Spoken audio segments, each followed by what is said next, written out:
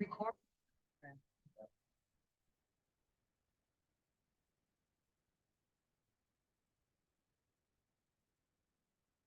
Okay.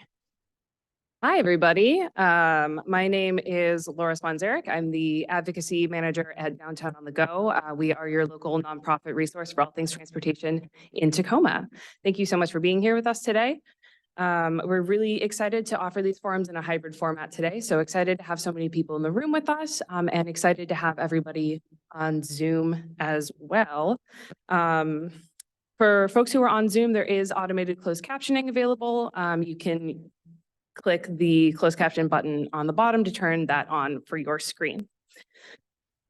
For our 2024 Friday Forum series, we are exploring what it means to build strong communities through a focus on health equity, youth mobility, and housing density. Today, we will be discussing community health, why communities have different health outcomes, and what communities and agencies are doing to address these disparities. There will be a Q&A session at the end of the forum. For folks in the room, you should have gotten a piece of paper and a pen, but we've got more of those available up at the check-in table in the front. I'll collect those before we get to the Q&A session so we can get them to our moderator. For folks on Zoom, please use the Q&A function on Zoom to ask questions at any time during the forum, and we'll give you reminders as well.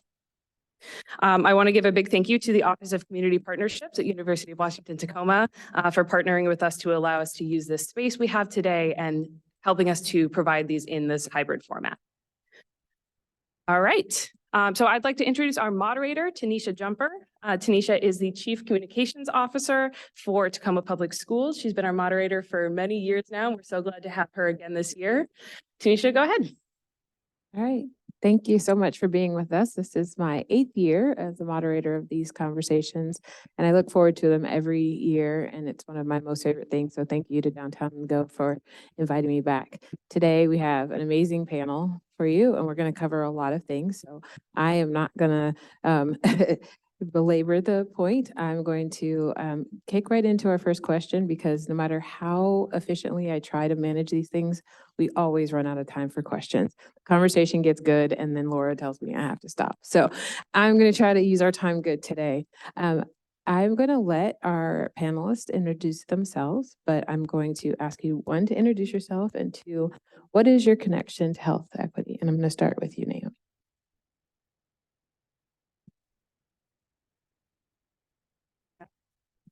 Is that on? Yeah. Hi. Thank you so much for having me here today. Naomi Wilson, I'm the Community Assessment Director at Tacoma-Pierce County Health Department. And my connection to health equity personally, so my mother is Korean, and she immigrated to this country when she was about 5 or 6 months pregnant with me. And anyone who has a parent who's an immigrant and whose first language is not English knows that you get really a front row seat growing up to the barriers that are in front of people who are not navigating through the dominant culture. So I grew up as an advocate. That was really my first job, as someone who interpreted for my mother and continues to still advocate. And so public health for me is an opportunity to do that on a much larger scale for populations, not just for my family, but for all families. And at Tacoma-Pierce County Health Department, they also value that. And so it's something that aligns personally and professionally with me. Health equity is one of our 5 strategic initiatives, and equity is one of the 4 values, really pillars of values that the health department focuses on. So leadership, respect, integrity, and equity. Thank you. Cool. Yeah, hello everyone. I'm Lowell Wyse. My pronouns are he, him, and I am the executive director of the Tacoma Tree Foundation. I actually live in this neighborhood in downtown Tacoma, so it's really fun to be here and be a part of this event. I'm a cyclist, and I moved to Tacoma in 2014. And the first way I got to know the city was really on foot and on my bike. and just exploring, learning about the place was a really great exercise for me in a few ways. But I live about a 20-minute walk from here at the intersection of Pacific Avenue and Interstate 5. And if you know anything about this neighborhood, you know that it's very busy. There's a lot of infrastructure for cars. And when I go for a walk with my dog, I cross 16 lanes of interstate. So, and I live just 2 blocks from the interstate. And as we know, that's a big kind of pollution generator in all communities across Washington State and the United States. So my exposure to pollution is higher than if I lived in a different part of the city. So I'm really aware of that, but I also really appreciate and value where I live and proximity to all things downtown. Another thing about the neighborhood is that it has much less tree coverage than other parts of the city. And that's kind of my specialty and what I'll talk more about through these questions. But thinking about cities and what makes them healthy and livable, trees are a really critical component and a really important part of our infrastructure. So knowing that this neighborhood has 7% tree canopy, that compares to our city average of 20%. So where and how are we going to fit trees in along with all the other things that we need for a thriving city? And that's one of the questions and angles that I come to this with. Thank you, Lowell. Good afternoon, folks. My name is Tono Sablan. And the first thing I like to share with new people I'm meeting or new friends and new colleagues is I'm a proud Parklander. So I choose intentionally to live in my home community there in Parkland, Washington. And if you're unfamiliar, we're Tacoma's neighbors to the south in unincorporated Pierce County. I have the great privilege of serving as the executive director for the Blue Zones project that serves Parkland-Spanaway, which is another neighboring further south unincorporated census designated place in Pierce County. And when I think about my connection to health equity, really I look at it from a lens of access or lack thereof. So we intentionally are trying to fix at Blue Zones the sort of disparate health outcomes and disparate access to health and well-being in our community. In particular, I bring with me a lens with a particular focus in the built environment. And if anybody's taken a walk around Parkland or Spanaway and anywhere that's not on Highway 7, you would probably know that you have a couple of different options of where you want to walk. You could walk in somebody's yard, you can walk in an irrigation ditch, or you can walk on the street. And there's no option in between. And when we're at our project, we have a variety of different initiatives, but that's particularly important to me that we impact the built environment in that way. And finally, I'd just share that I am a proud product of the Parkland-Pierce School District. I get to serve as its school board president, and it's something that our kids face every day. It's a reality that I can tease about in terms of walking in an irrigation ditch. These are really real impacts that young people in the South here are facing. Thank you for that. I think it's interesting that you mentioned that in my free time, because I have so much of it. I'm also a judge for the Civic Bee, and one of the kids wrote, actually from the UP area, about how it feels like in UP you've got like these nice sidewalks and trees, but as soon as you go off of the main roads and into the neighborhood, you are forced with those same choices. You're either walking in someone's neighborhood, which causes friction, or you're walking in the middle of the street, which causes a different type of potentially harmful friction. So I think what's interesting about this conversation is while we are going to talk about some of the particulars, there are people feeling the real effects of this, maybe not associating it with health or health equity, but just part of their life. I grew up also in unincorporated Pierce County, but in the Lakewood, Steilacoom area, and there's no sidewalks at all. And I never thought it was dangerous until I became a mother, and now my kids are walking on those streets, and I'm like, wait a minute, that's not exactly safe. So I think what I want to start with is that if any of you are familiar with the Pierce County Equity Index or the City of Tacoma's Equity Index, shout out to the teams that put that together.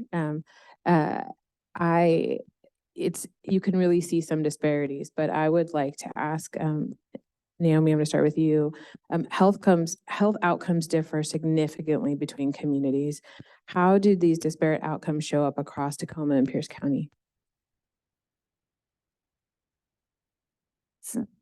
That's such a broad question. I mean, we see it in so many pieces of data. So I want to talk specifically, since we're talking about tree canopy.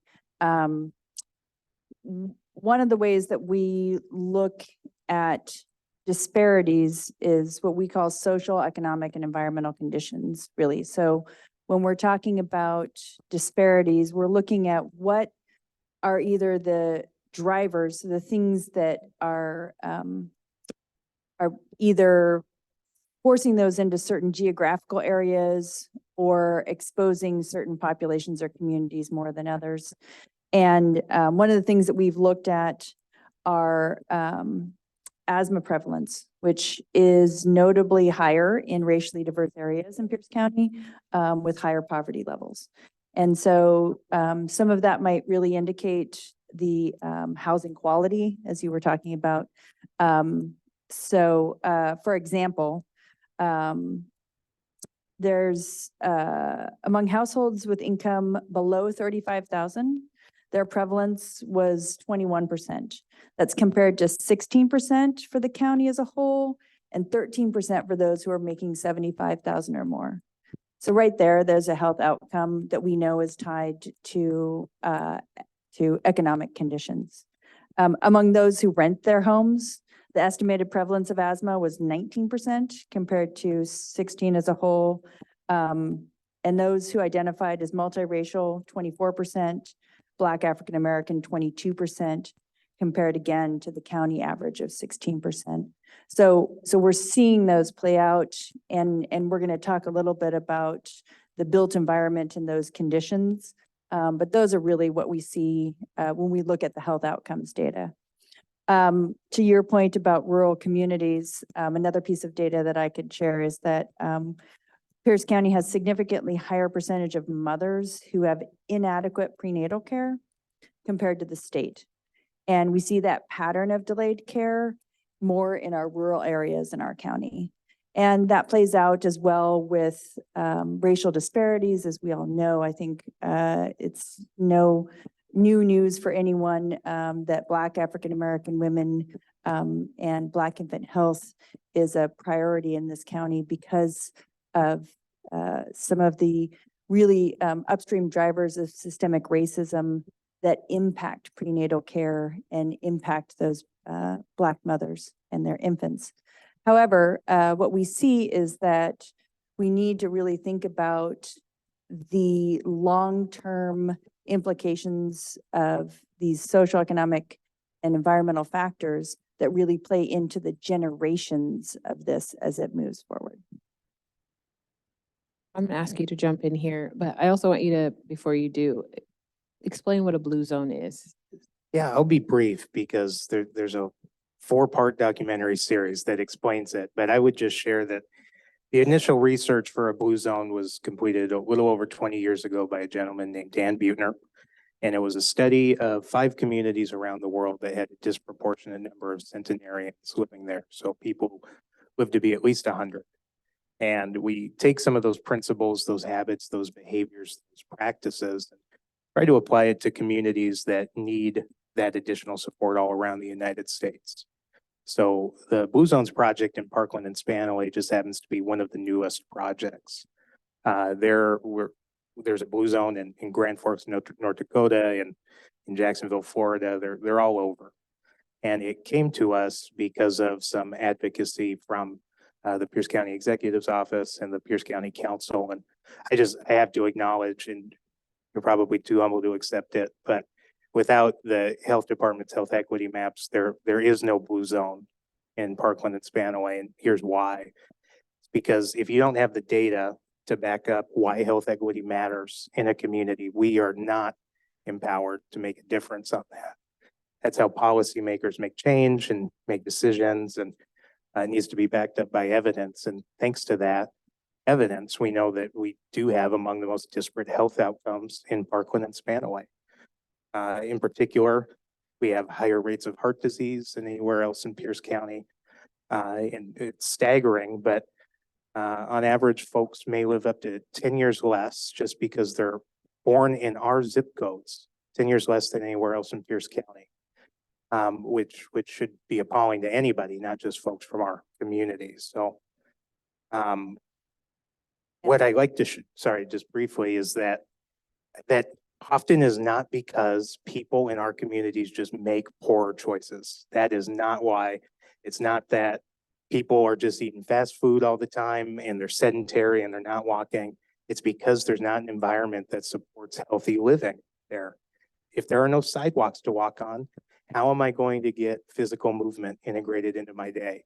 If the closest store to me is a convenience store that doesn't sell fresh produce, how do I have access to healthy and nutritious foods? And those are a few examples of the reasons systemically why folks are unhealthier on average in our communities. Sorry, Naomi. Oh, no, I just wanted to say thank you for that and also acknowledge that, that yes. And there are also other communities across Pierce County. So at the health department, we have communities of focus, and Parkland-Spanaway is one of those, as well as we have communities of focus in Key Peninsula. We have communities of focus in Lakewood, Tillicum. So there are a number of those communities where we know that zip code is determining health outcomes, not behaviors, and those really need to change in terms of the built environment. Thank you, Tono. And I think that's an important piece of it, of like thinking about these as, it's a lot of times we think of poverty and we think of health as choices that people are making and not necessarily understanding all the compounding factors around them that lead to those things. And like when you look at, you know, the East Side's always been a conversation about access to grocery stores and how hard it is to get to the grocery stores they do have. And even in places where you think that there's should be access, there's really like these places that are kind of cut off from, or the sidewalk pattern doesn't help. And while Tacoma is not that big of a city, if you live in the right part of the city, it is hard to get anywhere else in the city. And so I think it's just being aware of those things and looking at the equity maps. And there's the Pierce County map, there's the city map that also shows you like where jobs are located versus where people can get access to things, you know, who has to ride buses for a long time to get to fresh fruits and vegetables and things like that. And that's why things like the farmers markets and some of those neighborhood gardens are so important. So that leads me to the next question. Lowell, I'm going to start with you. How does that, the built environment, really impact those health outcomes that we were just talking about? Yeah, I'm going to try to be brief, but I have three that I want to highlight. When we think about where all these more impacted communities are in terms of health outcomes, we also see a correlation with what the physical environment looks like, and specifically with where the trees are. So to summarize it, trees are in neighborhoods that have generational wealth and more concentration of white people. And that's partly because of historical segregation and redlining that dictated where investments would go. So now we have a situation where the trees, where the trees are, is segregated by race and income. And that's true in cities across the country. So that's a problem. But the way that I think it shows up in health outcomes is, first of all, in urban heat. So we know that in the summer, we're having hotter heat waves, and people have been dying in those heat waves.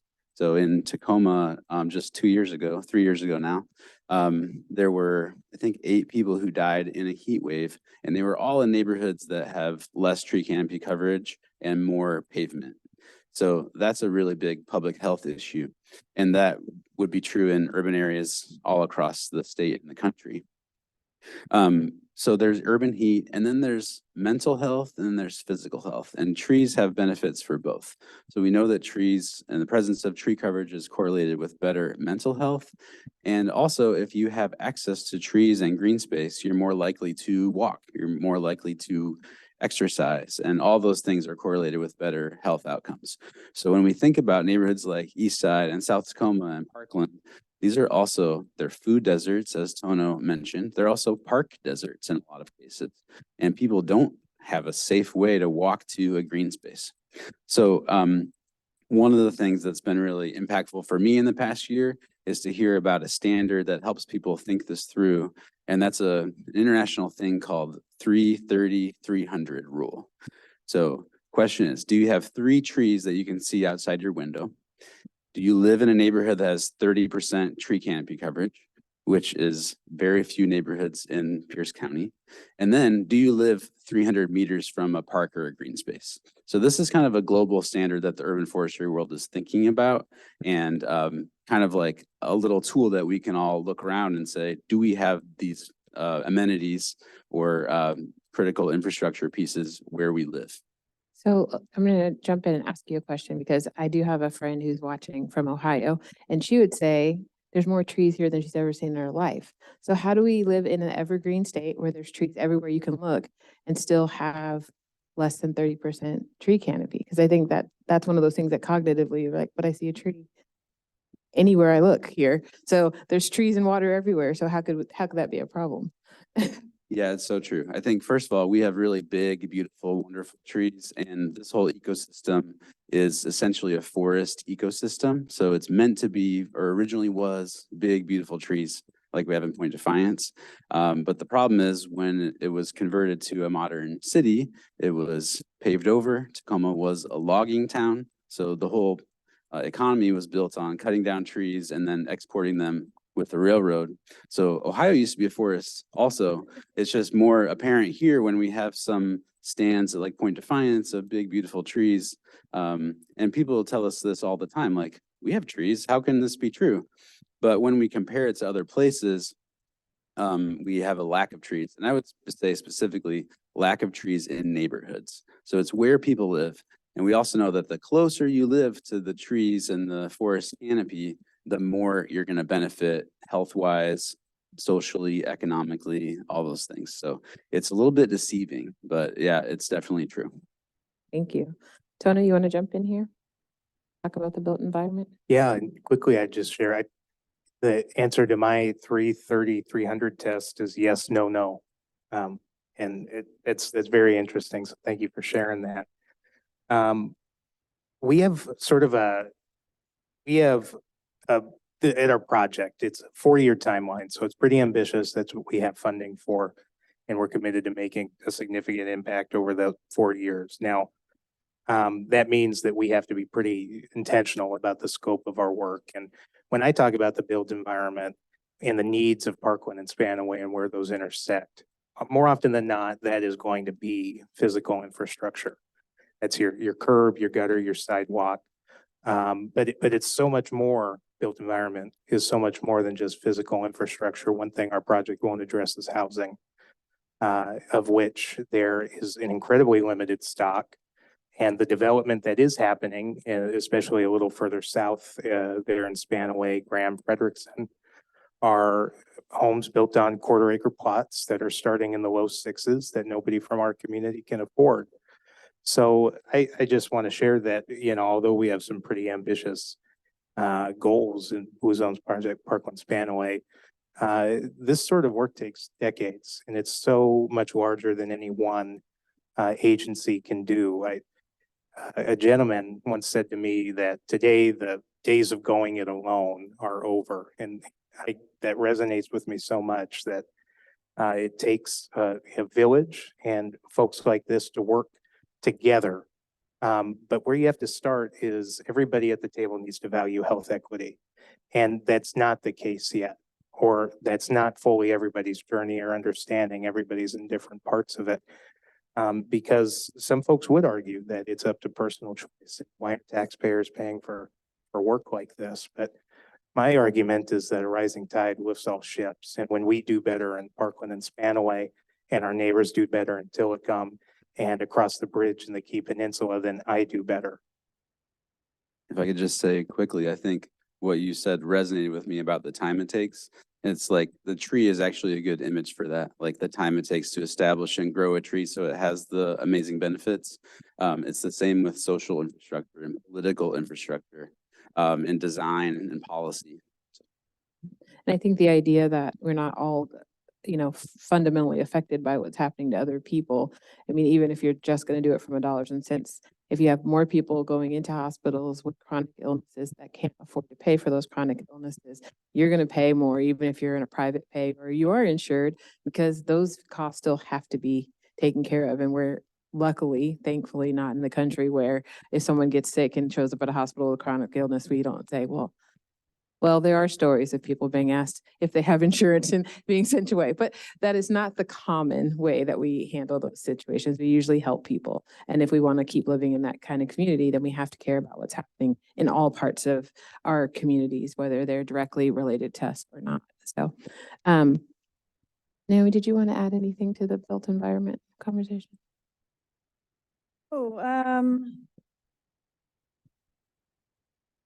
I mean, I think just echoing that, I think one of the things that I also think about is infrastructure. And I think, we'll get to that when we think about what actions can be taken. But I do believe that we have a really, we have an opportunity to make a huge difference. Mhm. So one of the other pieces of data that I bring, 47% of people who in Pierce County who commute alone are commuting more than 30 minutes.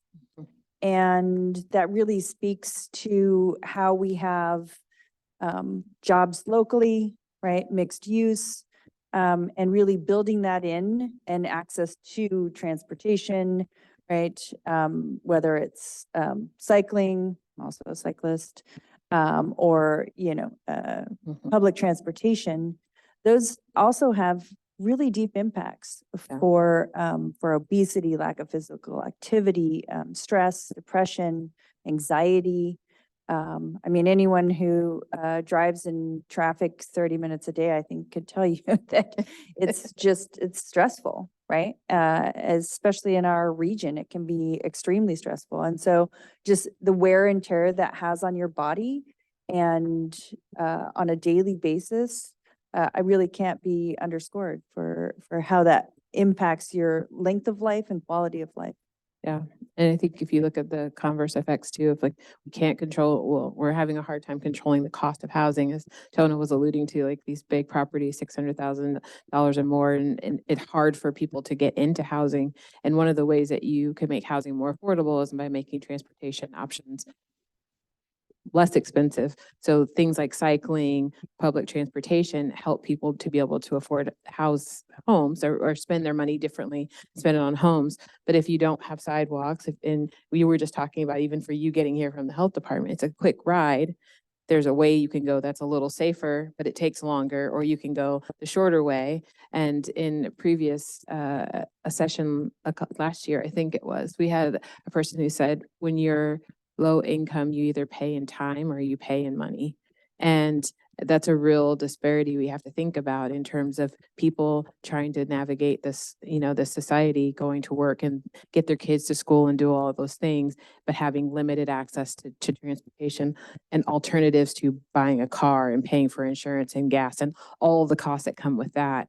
And as a parent of a 28-year-old who's trying to navigate life, she made the option to not have a car, but she's in Seattle and she's chosen not to come to Tacoma to work because she doesn't have the same transportation options that she has in Seattle to be able to get around and navigate without a car. So then that money goes towards rent. So, I mean, there's these really sharp handoffs that people are having to make, and especially younger people coming out of college with a lot of debt, trying to figure out where's the best neighborhood, but the best neighborhood doesn't have the infrastructure to get them to where the job is, and all of those complexities. So when we are, this is open to everybody, but how, we don't want to just all be gloom and doom. And I would love to hear some examples where, how are some communities addressing their health? And if you could give some specific examples of, things that are really going well or working good. Tony, you want to start? Sure, I'd be happy to, Tanisha. I think in Parkland and Spanaway, we have a really actively civically engaged group of folks in our community. So I think step one is understanding who are the decision makers in a community. In unincorporated Pierce County, and in particular Parkland and Spanaway, when we think of policy making bodies, there's preemption at the state level. And more locally, we're represented by folks on the county council. And tangentially, our students and our families are represented on the two respective school boards that serve our communities. I see folks in my community that just show up. And you may not think that that's all that revolutionary, but as Lowell alluded to, these relationships and this change takes time.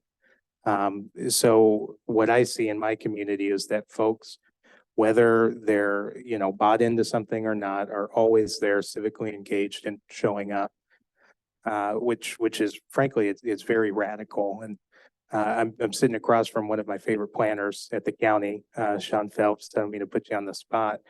But one great way that you can get connected is the county is redoing their comprehensive plan right now and seeking public feedback.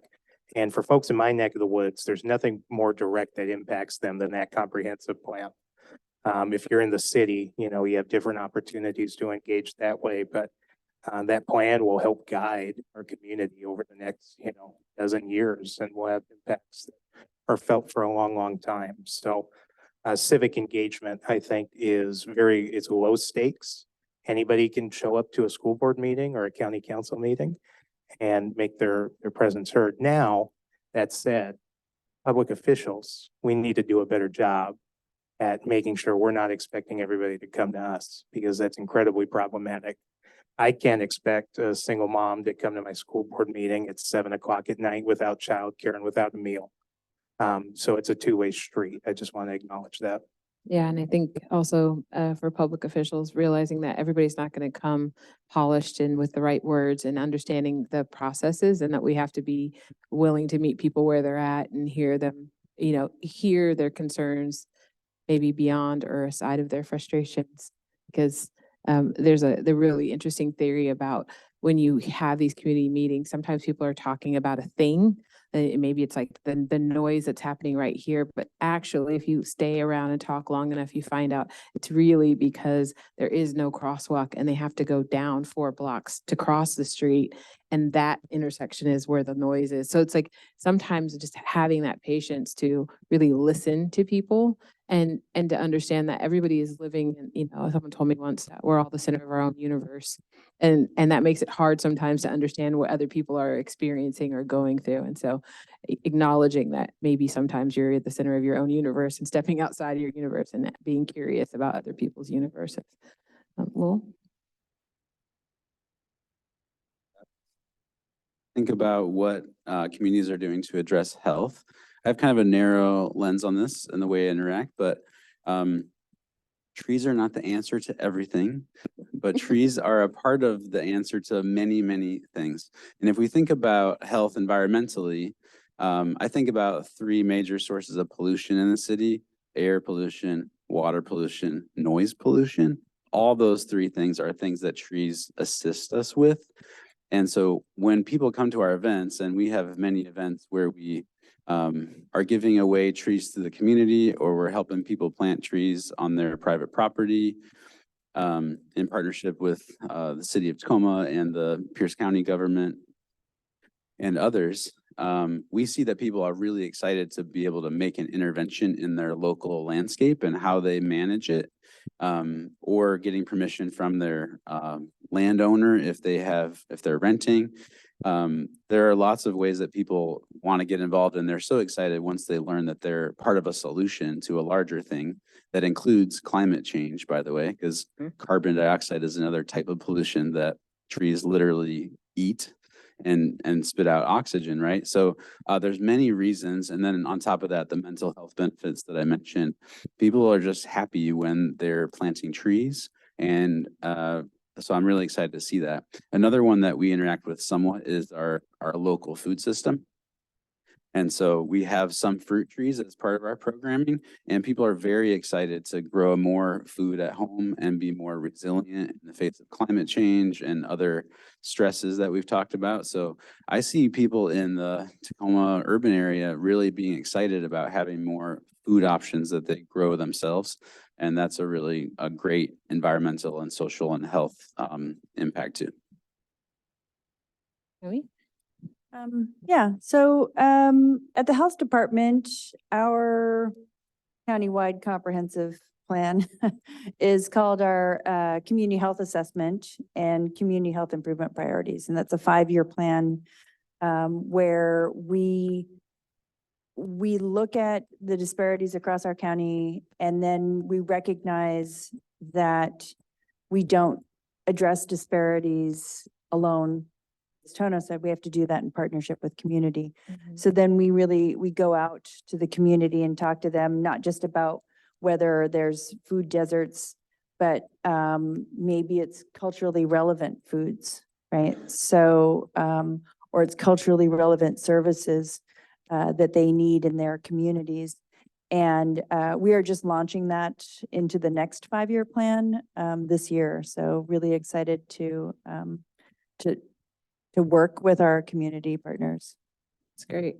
I'm gonna steal Laura's job. She was gonna do it, but I have the mic. So we're gonna head into our last question. So if you have questions, please go ahead and write them down, because we're gonna kick into Q&A. And if you're on the Zoom, if you go ahead and add that into the chat, we will make sure that we try to get as many questions as possible. And real quick, I know some folks came in after we started. If you have questions in the room, you have a piece of paper. If you didn't get one, we can get one to you. And then I'll kind of collect them or send somebody to collect them so we can get them to Tanisha. So if you need a paper, raise your hand, I'll get you one. All right. So we're going to kick into the last question. And the last question is, what actions can individuals take to build resiliency in their community? And what policies or programs from local government are maybe missing that we would like to see? And Naomi, I'm going to start with you. I'm going to give a plug for health and all policies. So I think that's, from a public health perspective, and health and all policies is really an approach to promote considering potential health implications and impacts, right, of policies, decisions, and actions. And so really considering a health and all policies and including those in both land use and transportation planning, I think would be the public health, recommendation, and really, I think would go a long ways in providing us with a framework to be able to think about long-term implications for health. Well, Yeah, I think obviously go plant a tree. But beyond that, I think there's a real opportunity all across Pierce County for more action around environmental policy and specifically urban forestry policy. Recognizing that trees have all these social and economic benefits. It's not just about the environment, it's about our health as people and about our resilience in a changing climate. So when there is an opportunity for weighing in on the county's comprehensive plan or the Metro Park strategic plan that's happening right now, which I'm told includes a climate element, raising your voice and letting people know that you care about these issues for whatever reason resonates with you. And maybe it is a health reason and not an environmental reason. And I think that is great. So just, I think centering people and thinking about how we are building ourselves up as a community and becoming more resilient, that's a really important piece. So for me, it's civic engagement, and then recognizing that even though a lot of our local governments have nice plans for climate or urban forestry, oftentimes they're not funded adequately for all the actions to happen.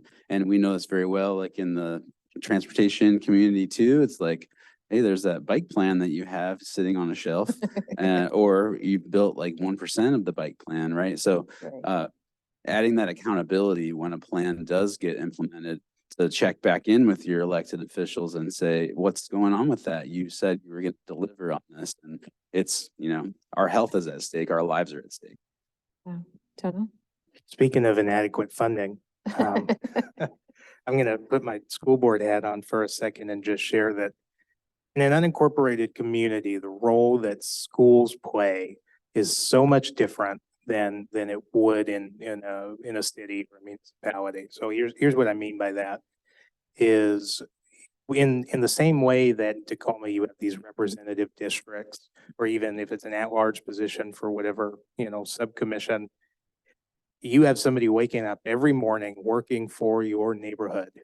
We do not have that in Parkland and Spanaway. Our county council members are divided up into, say, 6 different communities. So they need to represent Parkland and Anderson Island and DuPont and Lakewood all at once.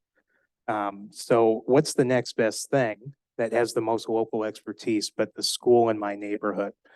So our schools in Franklin-Pierce and Bethel were the chief transportation provider, or the chief meal provider. We provide more daycare than anywhere else in our parts of unincorporated Pierce County. And one plug I'm going to make for a particular policy change that needs to happen immediately and is being worked on is last year, think of all the development that's happened in the Spanaway area where there is lots of land still to develop and is happening primarily along the Highway 7 corridor.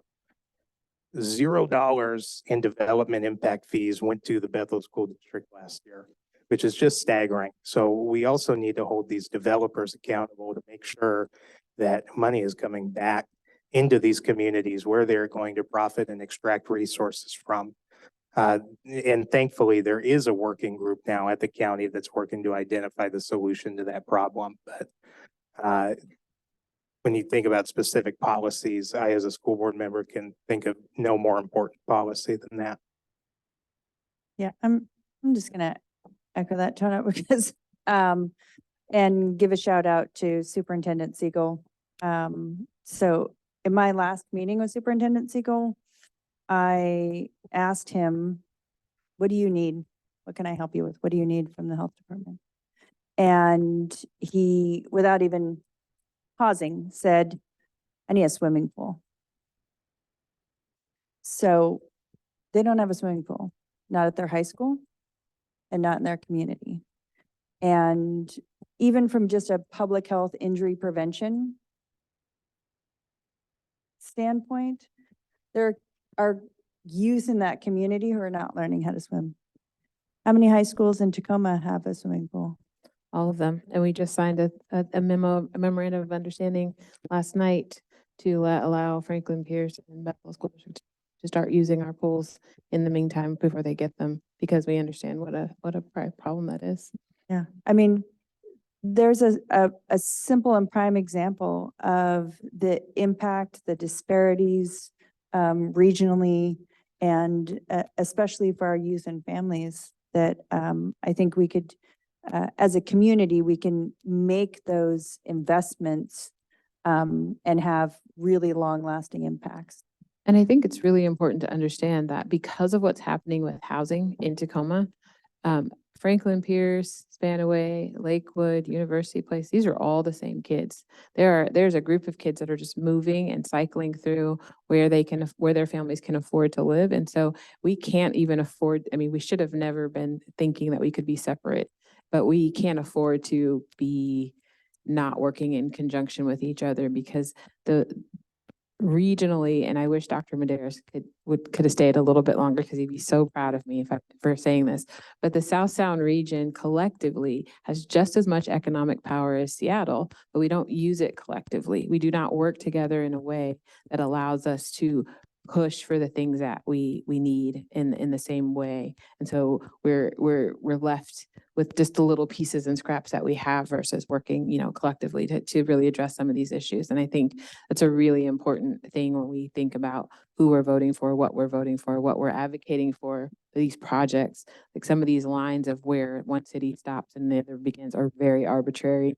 And now we have people who, or Tacomans their whole life, that now live in Spanaway and Parkland because that's where they can afford to live, or Lakewood, and vice versa. And we've got a ton of people who live in Tacoma who drive more than 30 minutes on a bad day to Seattle to get the job that allows them to be able to afford the house that they live here. And you've got a whole other group of people coming from the South Sound area coming into Tacoma every day to work. And so these are all things that we need to be thinking about. So I think we're ready for our first question. All right. Trees are expensive to maintain, and I was just having this conversation a little bit ago. Okay, they are expensive for a school district to maintain too. So it is not just an individual issue, but trees are expensive to maintain. What funding mechanisms can help in developing missing middle? Oh, this is the second question. Okay, so the first question is, what mechanisms or things do we have to help people maintain trees? It's a great question, an important question. So thinking on the macro level first, trees are expensive to maintain, it's true. But I always ask, what is the cost of not having trees? What is the cost in terms of our health, in terms of like asthma rates that we know are higher in communities like Wyse, which have more air pollution, not very much tree canopy. So what is the cost of not doing something is what I say on the macro level. But on the individual level, it's also true that the cost of having a tree and maintaining it is one of the reasons that we don't have as many trees in neighborhoods that are, less economically well off. So it's a real barrier for people. The tree might be free, but in a few years, if it needs to be pruned or if you have an old tree that has a disease or something, there is some cost involved. So I think, I know the city of Tacoma has a program that's just starting called the Hazard Tree Assistance Program, and it's specifically for communities where there's low tree canopy, low equity and opportunity. And I think building out a program like that is a huge first step, so that if you have a tree that's in the public right of way, it's not up to you as a homeowner to bear all the costs of maintaining or removing a tree that it's too old or is diseased. And the final thought that I have on this is just, again, going back to the macro, we know that when we invest in trees, we get economic benefits back. And Spokane did a study where they estimated for every dollar spent on public trees, they received $7 or $8 in community benefits. And so those benefits grow over time as the trees grow. And there's no other infrastructure that grows in value after you put it in the ground. So there's a real economic opportunity too when we are planting trees.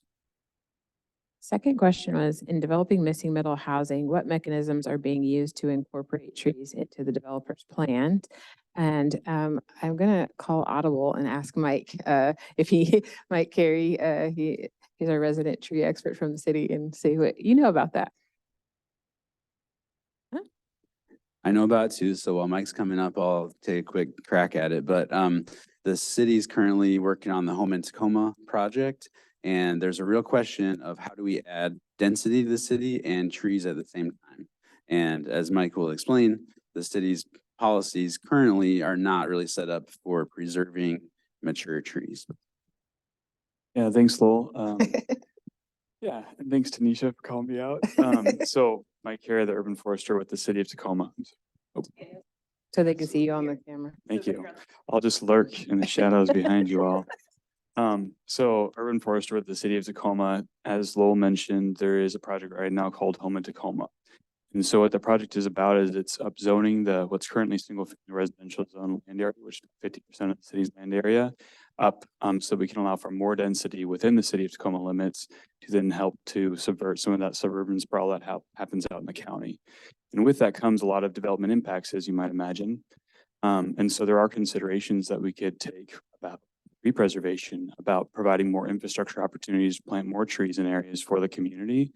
I will say that the Planning Commission just voted this last week to release the public draft for the Home in Tacoma package. So it's looking at how our zoning code is going to be changed and red line track changes. So on February 5th is the date when that will be made public. And so you'll have about a month between the 5th of February and March 7th. Don't quote me on that, but I think somewhere around there to actually express your interests, express your opinions, and make public comment on that. And getting back to the conversation around policy, that is one way that you can show up be heard, make sure that your needs are met, and advocate for yourselves and on behalf of your community. Thank you, Mike. I owe you one.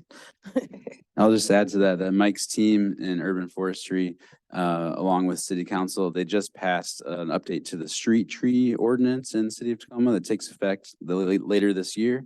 And so this Home in Tacoma effort is more about the private property trees and how do we maintain shade in the places that already have trees. So it's a huge issue, and we're in the middle of a generational shift in terms of how Tacoma manages our urban forest.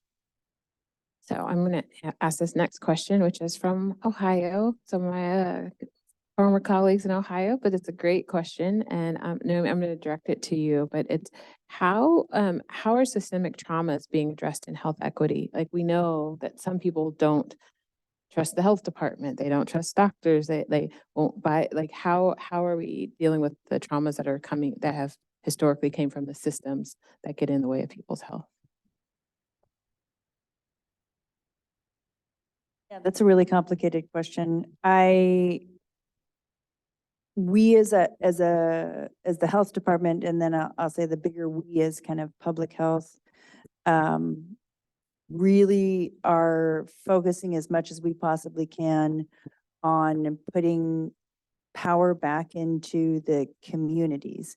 And so, at least with us, right, community health improvement priorities is the community identifying the priorities that they want to work on. So it's not a top-down approach of the health department telling communities what they want to work on, because frankly, there are some communities where if we came in and said diabetes is, is a higher prevalence in your community, that might not be something that they really want to work on and they really want to focus on. I think the other thing that's important is incorporating principles like community participatory process, which really allows that power sharing. We also are, I say we're as kind of preview, but we're in the process of building out some data sharing agreements with community, and that's recognizing, I'm trying to get not too far in the weeds here, but when we collect feedback from community, we call that qualitative data, and that's considered data, right? Anytime someone's giving us feedback, and we recognize that community also owns that data, that's theirs. And so we're really striving to make sure that we're not just power sharing, but we're giving as much ownership as possible to communities. The other things that I think we focus on are threading the needle of what we would also call, I see my colleague Cam here, is his favorite word, disaggregating data. So really thinking about finding the nuances within communities. And I'll give you an example, which is that probably there's some of us in the room, myself included, where for race and ethnicity, we used to collect it with Asian American and Pacific Islanders, right? And we now separate those. And when we do, we see very different health outcomes and disparities within those communities.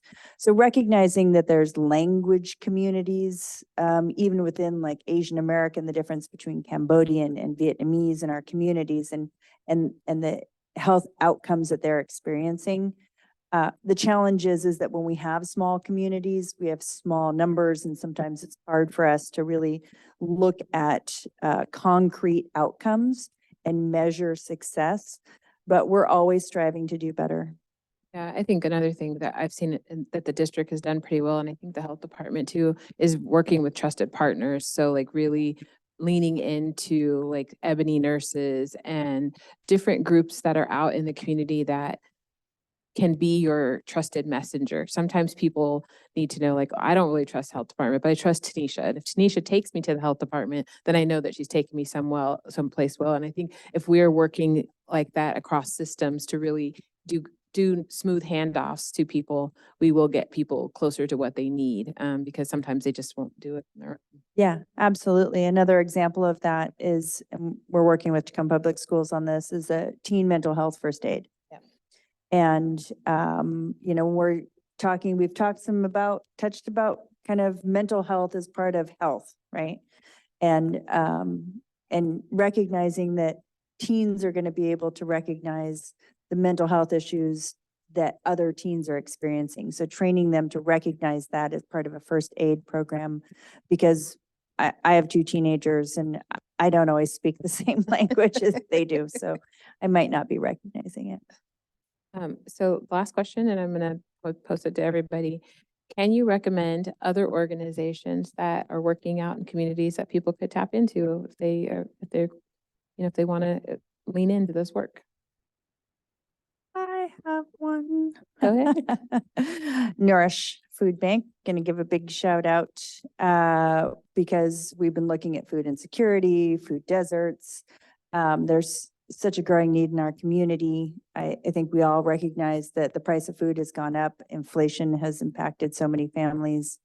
And with some of the federal aid that has gone away and reductions in SNAP benefits, there's just more and more families and residents in Pierce County who need that extra assistance. And so Nourish's food banks are a great way. You can volunteer, you can donate time, you can donate money, and give a plug for Nourish.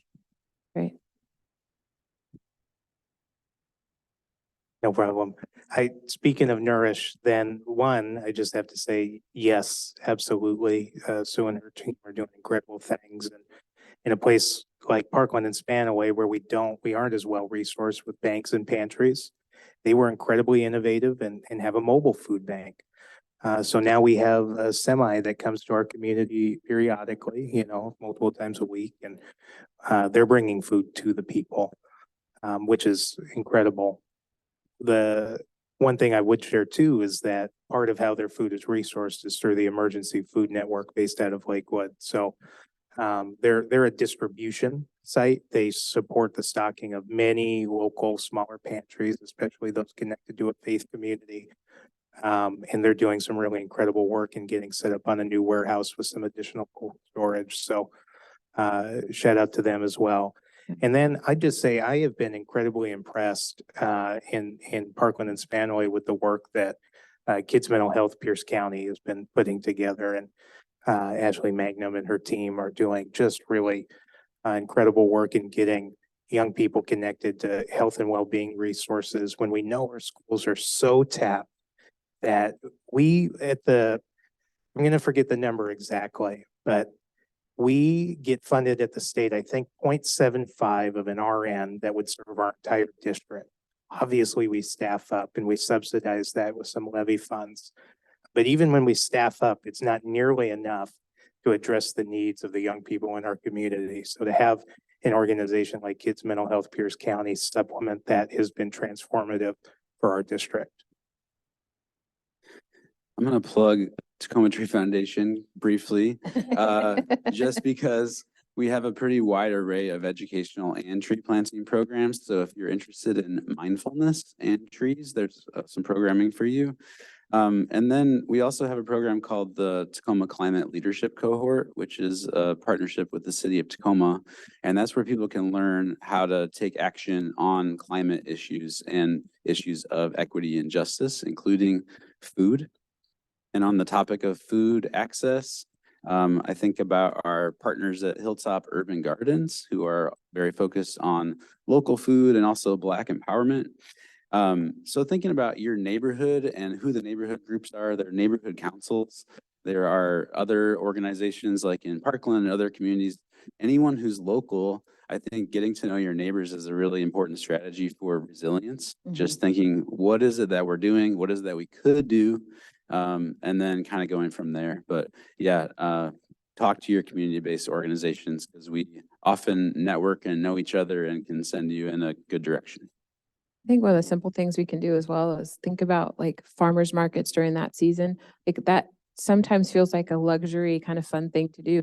But there's also ways for low income families to buy fresh fruits and vegetables at those gardens. And so when people who have resources support those things, they stay around to support people who maybe don't have the resources alone that would support them. And so thinking about where you shop, and when you're downtown and shopping at the Safeway on Hilltop and making a mention to the manager, like, hey, I stopped here to shop here and I would like better fresh fruits and vegetables, helps that community have access to fresh fruits and vegetables.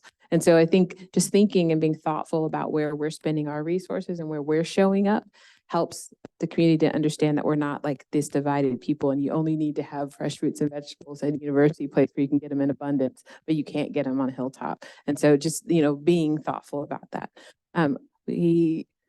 We are at time. I'm so sorry. I had one more question, but I think that's the best I've done on time in a very long time. So thank you all so much for being with us today, and appreciate, you guys showing up for these. And I look forward to talking to you next month on Friday. Yeah. Let's give a round of applause to our panelists.